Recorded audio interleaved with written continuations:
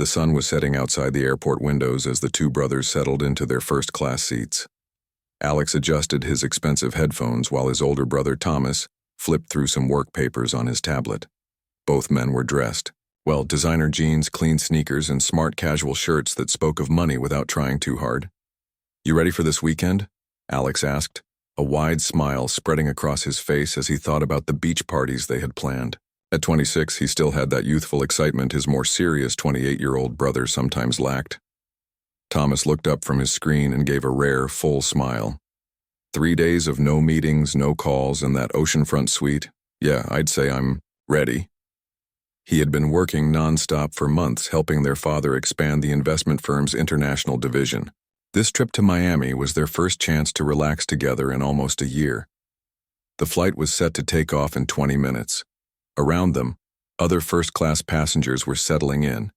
A middle-aged white couple across the aisle already sipping complimentary champagne, a businessman typing furiously on his laptop, and an older woman carefully arranging her things in the overhead bin.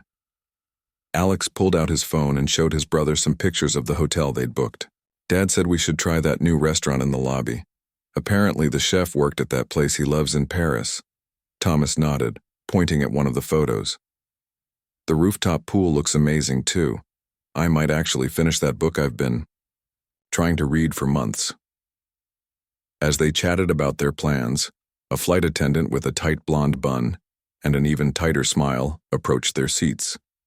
She hovered for a moment, looking between them with an expression that made Thomas sit up straighter. "Excuse me, gentlemen," she said, her voice carrying just enough for nearby passengers to hear. "There seems to be a problem with your boarding." Thomas removed his glasses and looked up at her. "A problem? What kind of problem?" "We checked in online this morning." The flight attendant glanced over her shoulder where another crew member was watching, then turned back to them. "We've received complaints about disruptive behavior. I'll need you both to gather your belongings and exit the aircraft." Alex's face scrunched up in confusion as he removed his headphones. "Disruptive? We've literally been sitting here quietly for 10 minutes talking about our hotel." By now, nearby passengers were turning in their seats, curiosity and judgment in their stares. The older white couple across the aisle exchanged knowing glances and whispered to each other. The woman nodded slightly, as if confirming something she'd suspected all along. "What complaints?" Thomas asked, keeping his voice level even as he felt that familiar knot forming in his stomach. "We just sat down. Who could have possibly complained? About us?" The flight attendant's lips pressed into a thin line. "Sir, I'm not at liberty to discuss the details. This is an airline matter." Alex looked around at the other passengers and then back at his brother. Something unspoken passed between them. The same something that had passed between them countless times before in stores, at valet stands, in high-end restaurants. They were the only black passengers in the first-class cabin. "This is absurd," Thomas said, still keeping his voice measured and professional. "We haven't done anything disruptive. We're sitting in our assigned seats preparing for the flight like everyone else." The flight attendant's cheeks flushed slightly. "Sir, please don't make this more difficult than it needs to be. Security has already been called." A cold wave of humiliation washed over Thomas. He'd been here before, not exactly here, but in this situation. The high school security guard who followed only him around the store. The campus police who stopped him 3 times in 1 week to check ID while he walked to the library. The restaurant host who claimed his reservation didn't exist until his white girlfriend arrived. Alex was less practiced at hiding his emotions. His jaw clenched and his eyes flashed with anger. "This is because we're black, isn't it?" he said, not bothering to lower his voice. The older woman across the aisle gasped softly. The businessman nearby suddenly became very interested in his laptop screen. "I'm simply following protocol based on reports from our staff," the flight attendant said, her voice taking on an edge. "Now I need you both to collect your things immediately." Thomas felt dozens of eyes on them. Some curious, some satisfied, some uncomfortable, a few possibly sympathetic. He had learned over the years that making a scene, even when completely justified, rarely worked in his favor. Their father had drilled this into them from childhood. "The rules are different for us. Fair or not, that's reality," He stood up, placing a calming hand on his brother's shoulder. "Alex, let's go," he said quietly. "Not here." "But this is—" "I know exactly what this is," Thomas cut him off with a meaningful look. "But we're not giving anyone the satisfaction." Two security officers appeared at the end of the aisle, walking purposefully toward them. One was a heavy-set man with a buzz cut, his hand resting casually near his taser. The other, younger and slimmer, kept his eyes on Thomas's hands as if expecting trouble. "Gentlemen, we need you to come with us," the older officer said loudly, enough for everyone to hear. Alex stood, fists clenched at his sides. "This is complete garbage. We haven't done anything wrong." Thomas squeezed his brother's shoulder harder. "Alex," he warned in a low voice. "Remember what Dad always says." The reference to their father seemed to center Alex. He took a deep breath and reached for his carry-on bag, hands shaking slightly with suppressed rage. As they gathered their things, Thomas noticed a white passenger a few rows ahead mutter something to his seatmate about people who don't know how to behave in public. The words hit like a physical blow, despite having heard variations of them his entire life. The walk down the aisle felt endless. Every face they passed seemed to tell a different story. Judgment, indifference, discomfort, and from one young woman, a look of genuine concern. Thomas kept his eyes forward, back straight, face neutral, the mask he had perfected over years of similar moments. In his pocket, his phone buzzed with a text. Probably their driver wondering why they weren't on the flight. Little did he know that this trip was about to take a very different turn. Once they reached the terminal, Thomas had a call to make. Their father didn't become the CEO of a major investment firm by letting injustice slide, especially when it came to his sons. As they stepped onto the jetway, Thomas thought about how quickly situations like this could change when people discovered who their father was. It was a reality that filled him with both relief and bitterness. Relief that this wouldn't be the end of their story, and bitterness that without that privilege, they'd be just two more black men with a story nobody would believe. The bright lights of the terminal felt harsh after the dim cabin of the plane. Thomas blinked as his eyes adjusted, aware of the curious stares from travelers waiting at the gate. Next to him, Alex's breathing was still heavy with anger. The security officers flanked them like they were criminals being escorted to booking. "Can someone please explain what's happening?" Thomas asked for the third time. His calm voice masked the storm brewing inside him.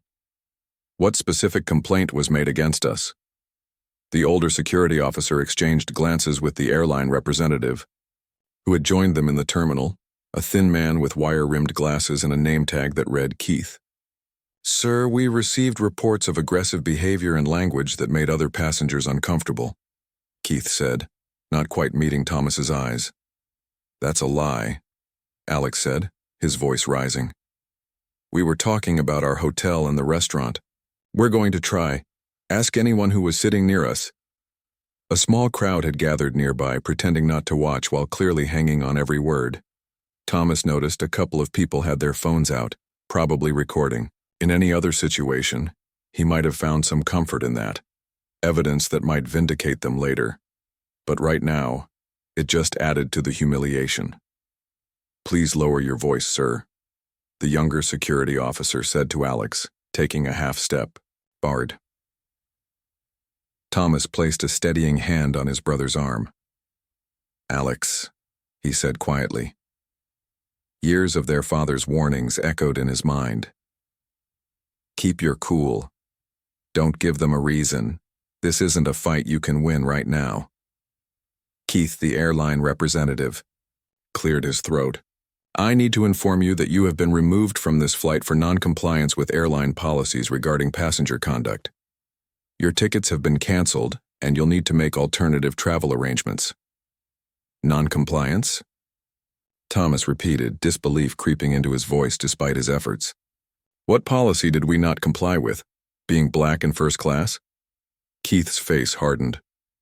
"Sir, if you continue with these accusations, we'll have to contact airport police. This has nothing to do with race." A bitter laugh escaped from Alex. "Nothing. To do with race? We were sitting there for 10 minutes. 10 minutes! The only thing that happened in those 10 minutes is that someone looked at us and decided we didn't belong there. Thomas felt a familiar heaviness settling in his chest. How many times had their father prepared them for moments like this? When it happens, and it will happen, remember who you are, he'd told them. Remember your worth is not determined by their perception. Keith was tapping something into his tablet. Your luggage will be removed from the aircraft. You can collect it at baggage claim in about 45 minutes. The realization that this was really happening, that they were actually being kicked off their flight, hit Thomas like a physical blow. Their weekend plans, the hotel reservation, the dinner booking his assistant had spent weeks securing, all derailed because someone didn't like the look of them. This is wrong, Thomas said firmly. We have done absolutely nothing to warrant this treatment. Nothing. I want to speak to your supervisor immediately. The decision has been made at the highest level available at this time, Keith responded mechanically.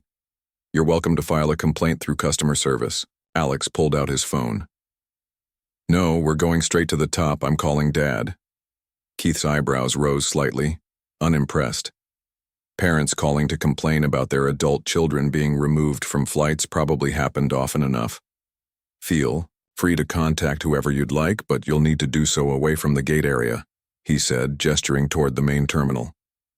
As Alex stepped away to make the call, Thomas noticed a young woman approaching them hesitantly. She had been sitting a few rows behind them on the plane, he recalled. Excuse me, she said, looking nervously at the security officers. I was on the flight and I didn't see these gentlemen do anything wrong. They were just talking quietly. Keith turned to her with a plastic smile. Ma'am, I appreciate your concern, but this is an airline matter based on multiple reports from our staff. But that's not, she began. You should return to the aircraft if you're a passenger on this flight, Keith interrupted. We're preparing for departure once this situation is resolved. The woman looked apologetically at Thomas before turning away. He appreciated her attempt, even if it hadn't helped. Across the terminal, Alex was pacing as he spoke rapidly into his phone. Thomas couldn't hear what he was saying, but he could imagine. Their father didn't tolerate injustice, especially when it came to his sons. William Washington III hadn't become one of the few black CEOs of a major investment firm by backing down from a fight. Thomas approached Keith again. I want your full name and employee ID number, he said. And I want the names of every staff member involved in this decision. Keith's expression flickered with the first hint of uncertainty. Sir, as I mentioned, you can file a formal complaint. I don't think you understand the situation, Thomas said, his voice low and level. This isn't going to be a complaint filed through your customer service portal. This is going to be a legal matter. One of the security officers shifted uncomfortably. Alex returned, his face transformed. The anger was still there, but now there was something else. A certainty that Thomas recognized immediately. Their father was involved now. Dad's on it, Alex said simply. Keith looked between them, clearly sensing a shift in the dynamic but not understanding why. As I said, you'll need to make alternative travel arrangements. Your bags will be at Carousel 3 in approximately. You might want to hold off on removing our bags.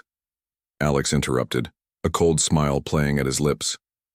My father just got off the phone with your CEO. They're good friends, apparently. The statement hung in the air.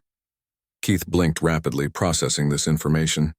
Richard Brennan is your father's friend, he asked, mentioning the airline CEO's name with obvious disbelief. They play golf at the same club, Thomas said casually. And more importantly, my father's investment firm handles a significant portion of your company's corporate travel accounts.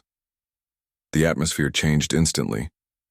Keith's face paled as he glanced down at his tablet, perhaps noticing their last name for the first time. Washington wasn't an uncommon name, but William Washington III was a very specific name in certain circles. I'll need to make a call, Keith stammered, stepping away quickly. The security officers exchanged glances, suddenly unsure of their role in this unfolding drama. Thomas watched as Keith spoke frantically into his phone, gesturing in their direction. Thomas, felt the bitter satisfaction he always did when their father's name changed everything. It was a feeling tangled with privilege and pain, relief that this particular injustice would be rectified, mixed with the knowledge that for most people who looked like them, there was no powerful father to call, no CEO's name to drop, no fleet of planes that would be halted in response to their humiliation. Alex leaned closer, his voice pitched low. Dad says to just wait.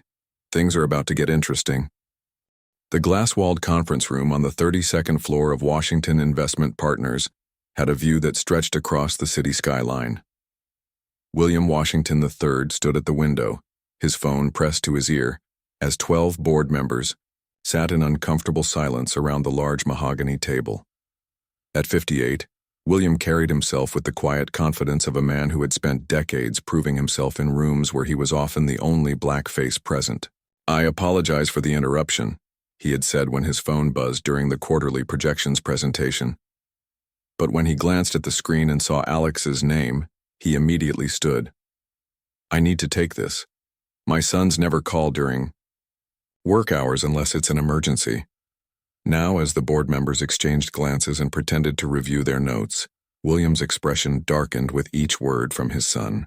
The lines around his mouth deepened and his normally calm eyes flashed with an anger that made his assistant, who had worked with him for 15 years, take an instinctive step back.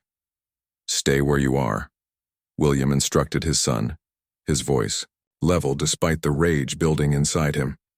"Don't say another word to anyone. I'm handling this." He ended the call and turned to his assistant. "Get me Richard Brennan on the line immediately." The assistant nodded, already dialing. Richard Brennan was the CEO of Atlantic Airways, and while not exactly a friend, he was certainly a well-established connection. They had served on charity boards together, attended the same industry events, and their companies had multiple business relationships that benefited them both. "Sir," the assistant said, covering the phone, "Mr. Brennan's office says he's in a meeting and—" William took the phone. "Tell whoever that is that William Washington is on the line about a personally urgent matter involving racial discrimination by Atlantic Airways staff against his family members. He can take my call now, or I can call the 3 board members of Atlantic's parent company who I had dinner with last week." The assistant relayed the message, then handed William the phone with wide eyes. "He's coming to the phone, sir." William turned to the board members. "I apologize, but we'll need to postpone the remainder of this meeting. My sons are being removed from an Atlantic Airways flight for apparently being black in first class." Several board members shifted uncomfortably. Johnson, the oldest member, spoke up. "Will, do you need anything from us?" Before William could answer, a voice came through the phone. "William, Richard Brennan here. What's this about your sons?" William walked to the far side of the room. "Richard, this is both personal and professional. My sons Thomas and Alex Washington are currently being removed from your Miami flight because of what appears to be racial profiling by your staff. I want this addressed immediately." "I'm sorry to hear that, William," Brennan replied, his tone shifting to corporate damage control mode. "Let me look into this situation and get back to you. We take these matters very—" "No, Richard," William cut him off. "You don't understand. My sons are standing in your terminal right now, being treated like criminals when they did nothing wrong. This isn't a get-back-to-you situation." There was a pause on the line. "What flight number?" "Flight 1387 to Miami, gate 24. The sound of typing came through the phone. "I see it. Delayed at the gate. I'm checking the notes. There's a notation about passenger removal due to disruptive behavior, but no specific incident report filed." "Yet." "Because there was no incident," William said, his voice deadly calm. "They were talking about their hotel and dinner plans. The only disruption was when your staff decided 2 well-dressed black men didn't belong in your first-class cabin." William was aware of the board members listening, some taking notes, others sitting very still. In another context, he might have been more careful about airing this situation in front of them, but today he didn't care. Some things transcended business protocol. "William, I assure you I'm taking this seriously," Brennan said. "Let me make some calls and let me be very clear about what's going to happen, Richard," William interrupted. "My sons will be back on that plane in the next 30 minutes with a full apology. or every corporate account my firm manages, which, as you know, includes significant international travel budgets for 6 Fortune 500 companies, will be moved to your competitors by the end of business today. There was a beat of silence. William, I understand you're upset, but surely we can discuss. I'm not upset, Richard. I'm furious. And I'm not discussing anything while my sons stand humiliated in your terminal. Every minute they stand there, I'm calculating exactly how much of our yearly 8-figure travel budget should be redirected. William could almost hear Brennan's mental calculations through the phone. Atlantic Airways had been working for years to secure more corporate accounts, and William's firm controlled travel arrangements for clients that spent millions on air travel annually. I'll handle this personally, Brennan finally said, his tone completely changed. Give me 10 minutes. 5, William countered. And one more thing, Richard. My sons mentioned there were witnesses, other passengers who saw they did nothing wrong. I expect those witness statements to be collected before that plane takes off. Of course. I'll call you back shortly. William ended the call and turned to face the board members who were watching him with expressions ranging from discomfort to admiration. I apologize again for the interruption, he said formally. Johnson, the senior board member, shook his head. No apology needed, Will. Some things are more important than quarterly projections. William's assistant appeared at the door. Sir, I've just received word that the Operations Center for Atlantic Airways has issued a fleet-wide ground hold. Several board members raised their eyebrows. A ground hold? William asked.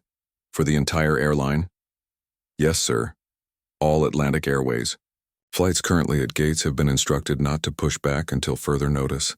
The directive came directly from the CEO's office. A murmur ran through the room. Grounding an entire airline, even temporarily, was an extraordinary step that would cost the company hundreds of thousands of dollars in delays, missed connections, and extra fuel consumption. William felt a complicated mix of emotions. Satisfaction that his influence could force such dramatic action. Anger that such leverage was necessary in the first place. And beneath it all, the familiar ache of knowing that without his position and connections, his sons would be just 2 more black men with a discrimination story that would never make headlines. His phone buzzed with a text from Alex. Something's happening. Suddenly everyone's running around looking worried. William sent a simple reply. Stay calm. It's being handled. He glanced out the window at the city below, where somewhere an airline executive was scrambling to undo a cascade of bad decisions made by employees who saw his son's skin color before they saw their humanity. The power to fix this injustice felt both righteous and hollow, a privilege most fathers in his position would never have. His assistant appeared again. Mr. Brennan is calling back, sir. William took a deep breath and picked up the phone. Richard, tell me my sons are back on that plane. The Airline Operations Center resembled a war room during a crisis. Dozens of screens displayed flight paths, weather patterns, and the status of hundreds of aircraft across the country. Red warning notifications flashed as flights that should have been pushing back from gates remained stationary. Lisa Chen, the operations director, stared at her screen in disbelief. In her 15 years with Atlantic Airways, she had never seen an order like this come directly from the CEO's office. Ground stop all departures until notification. Priority. Miami Flight 1387. What's going on with 1387? She asked her assistant, who was fielding a flurry of calls from confused airport managers across the country. Something about a passenger situation, he replied, covering his headset microphone. But I don't understand why we're holding the entire fleet for one passenger issue. Lisa picked up her phone and dialed the Miami station manager. Frank, what's happening with 1387? I've got the entire airline grounded because of your flight. Frank's voice came through, tense and confused. I just got called by the CEO's office. Apparently we removed 2 passengers who... He lowered his voice. Who are sons of William Washington. Lisa's stomach dropped. Even in operations, she knew that name. William Washington III was one of the most powerful black executives in the country, and his investment firm controlled travel accounts worth millions to Atlantic Airways. Why were they removed? She asked, dreading the answer. The report says disruptive behavior, but Frank hesitated. The more I dig into it, the less clear it is that anything actually happened. And now we've got the CEO's office telling us to get them back on board immediately and collect statements from witnesses who say they did nothing wrong. Lisa closed her eyes briefly. She could already see the public relations nightmare unfolding. Social media posts about 2 black men being removed from first class for no reason, followed by headlines about how an entire airline was grounded when their powerful father made a call. "Frank, fix this now," she said. "Get those men back on that plane with whatever apology you need to make. We have 63 aircraft sitting at gates right now, burning fuel and accumulating delay penalties."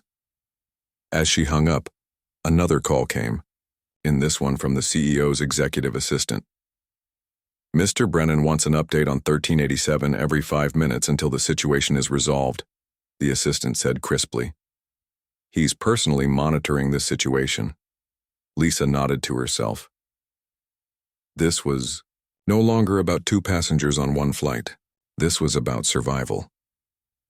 Back at the gate, Thomas and Alex waited in tense silence. The atmosphere had changed dramatically in the last 20 minutes. Keith, the airline representative who had been so dismissive, was nowhere to be seen. Instead, a parade of increasingly senior-looking airline staff had appeared, each more apologetic than the last. "What do you think Dad did?"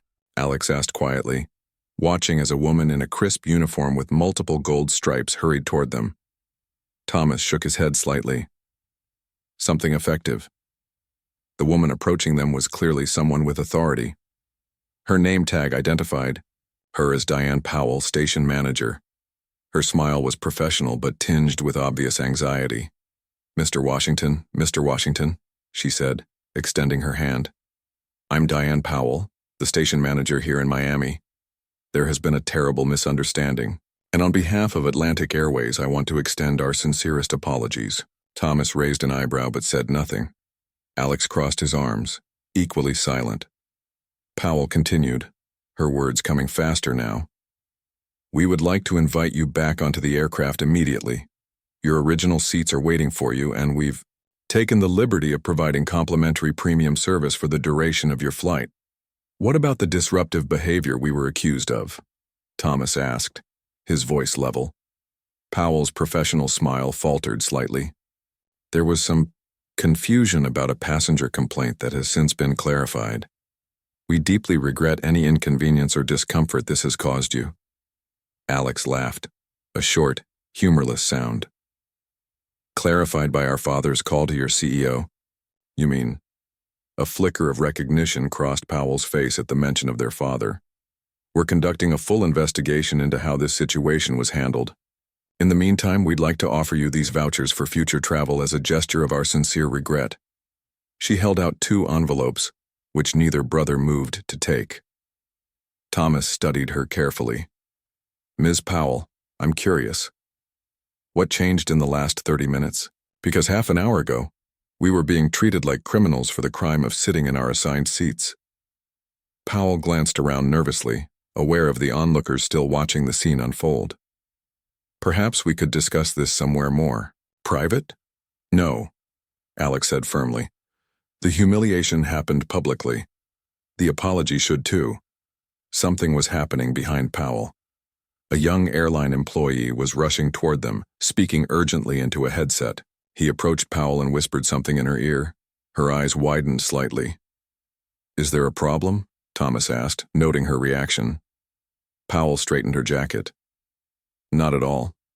We're simply, eager to get the flight underway. If you'll follow me, we can board you right away." As they walked toward the gate, Thomas noticed unusual activity throughout the terminal. Gate agents at neighboring gates were huddled around their computers, looking concerned. Passengers were checking their phones and glancing at departure boards where multiple flights now showed delayed status. "What's going on?" he asked Powell. She hesitated just a moment too long. "Just some routine operational adjustments." The young employee who had whispered to Powell was still hovering nearby. Alex caught his eye. "Hey, what's happening with the other flights?" The young man looked at Powell, who gave a slight nod. "The whole airline is on ground hold," he said quietly. No Atlantic Airways plane is taking off anywhere in the country until your flight is resolved. Thomas and Alex exchanged shocked glances.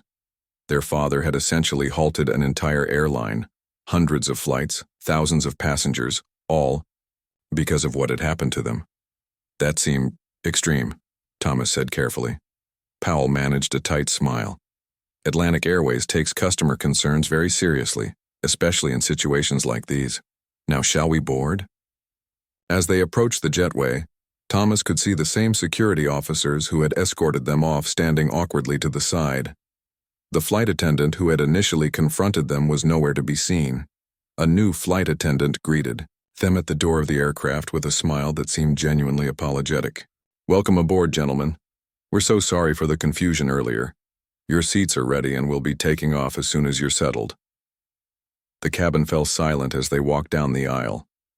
The same passengers who had watched their removal now watched their return with expressions ranging from confusion to embarrassment.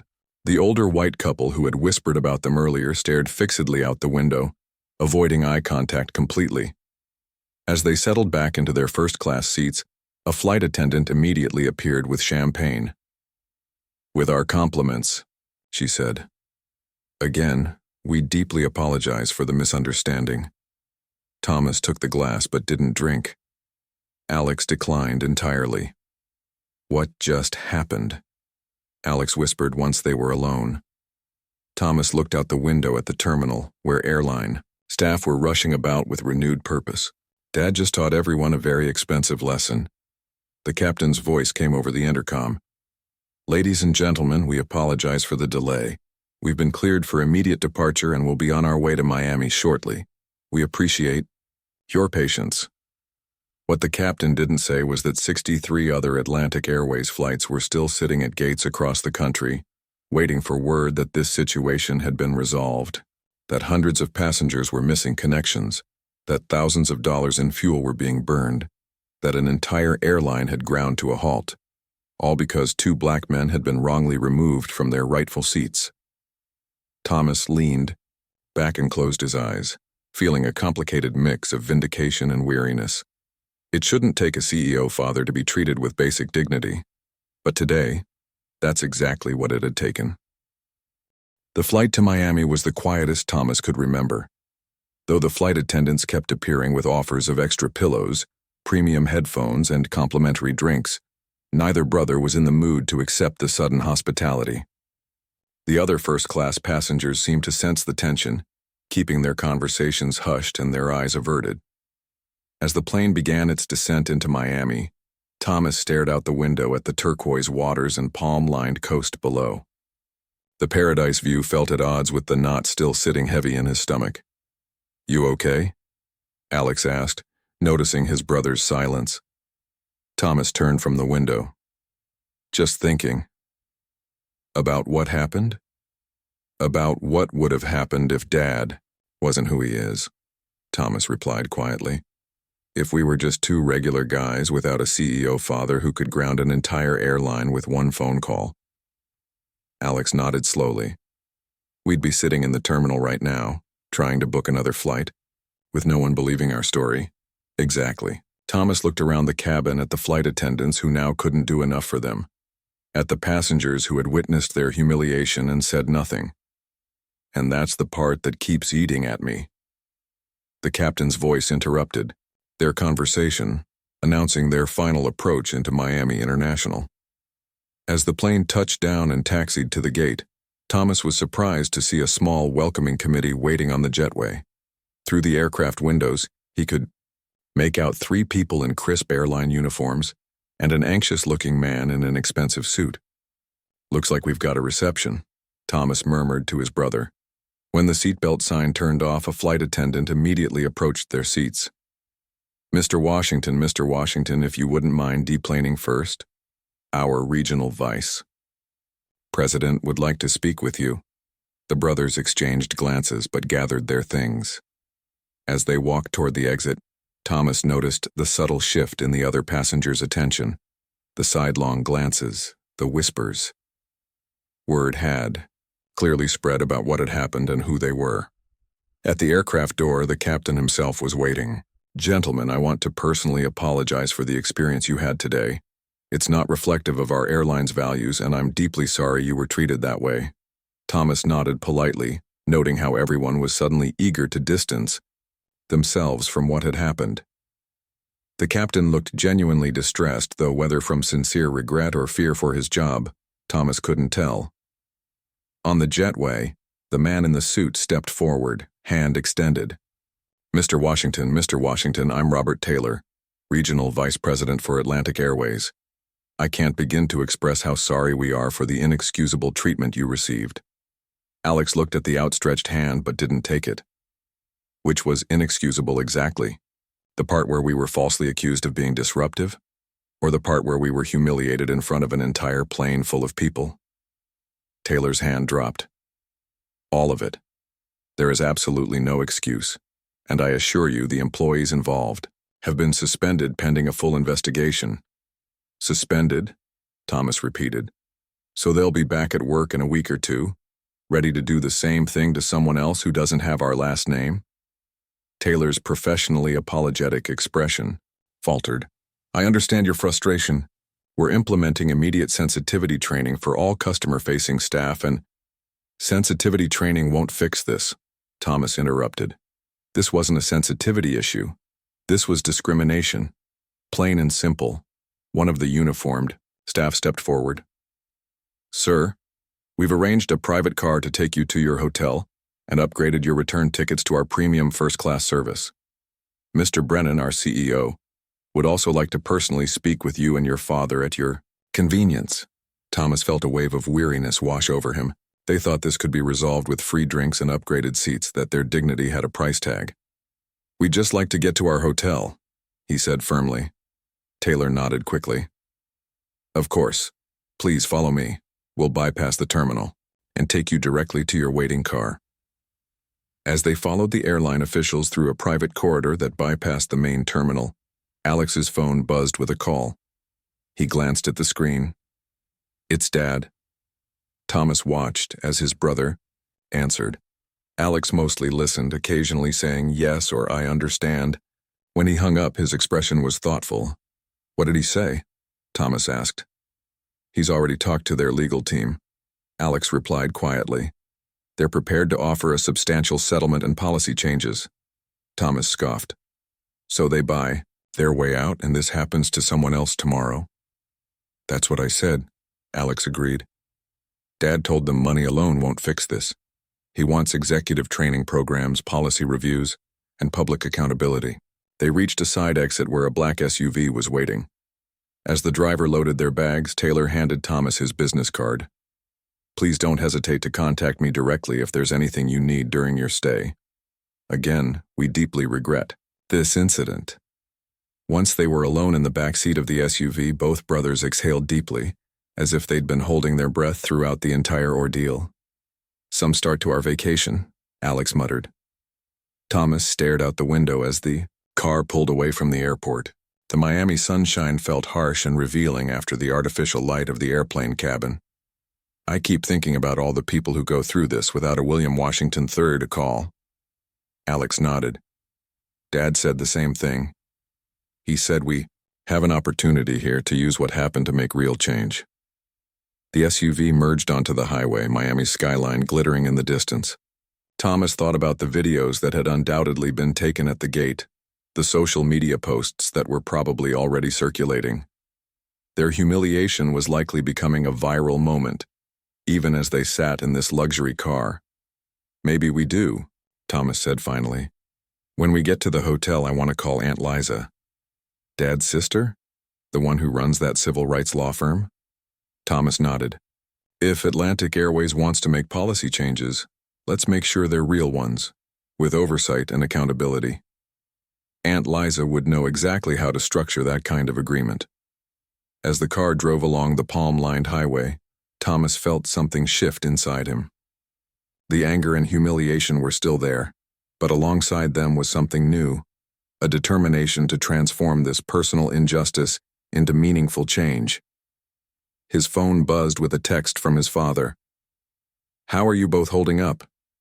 Thomas, looked at his brother, who was already making notes on his phone about ideas for airline policy reforms. Despite everything, he felt a surge of pride in his family and in their shared understanding that with privilege comes responsibility. He typed back, "We're okay, and we're going to make this matter." The Miami sun streamed through the car windows as they drove toward the beach, two brothers forever changed by a flight that never should have been memorable. They had started the day as passengers looking forward to a weekend getaway. They would end it as reluctant activists, wielding the same privilege that had saved them to try to protect those who had none.